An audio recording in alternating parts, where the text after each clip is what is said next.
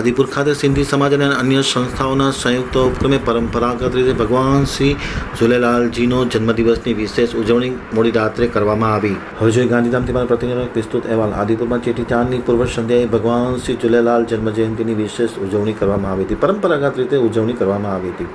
રાજાણી પરિવાર દ્વારા ચેટીચાંદ મેલા સમિતિ, આદિપુર પૂજ્ય ભાઈબંધ પંચાયત ટ્રસ્ટ અને આદિપુર સિંધી નવજવાન મંડળના સહયોગથી આદિપુરના પ્રભુદર્શન હોલ ખાતે ચેટીચાંદની પૂર્વ સંધ્યાએ સિંધી સંગીતનો એક કાર્યક્રમ રાખવામાં આવ્યો હતો અને વિશેષ ઉજવણી પણ કરવામાં આવી હતી, જેમાં મોહિત સેવાણી, શુભમ નાથાણી અને દ્રષ્ટિ કુકરેજાએ સુર અને મ્યુઝિકના તાલ પર સુર રેલાવ્યા. ત્યારે સૌ કોઈ લોકો ભક્તિ સંગીતમાં ઝૂમી ઉઠ્યા હતા. મ્યુઝિકના તાલ પર સૌ કોઈ ઝૂમી ઉઠ્યા હતા. રાતના 12 વાગ્યે ભગવાન શ્રી ઝૂલેલાલના નામે કેક બનાવી અને કેક કાપવામાં આવી હતી. કેકનું પ્રસાદનું વિતરણ પણ કરવામાં આવ્યું હતું.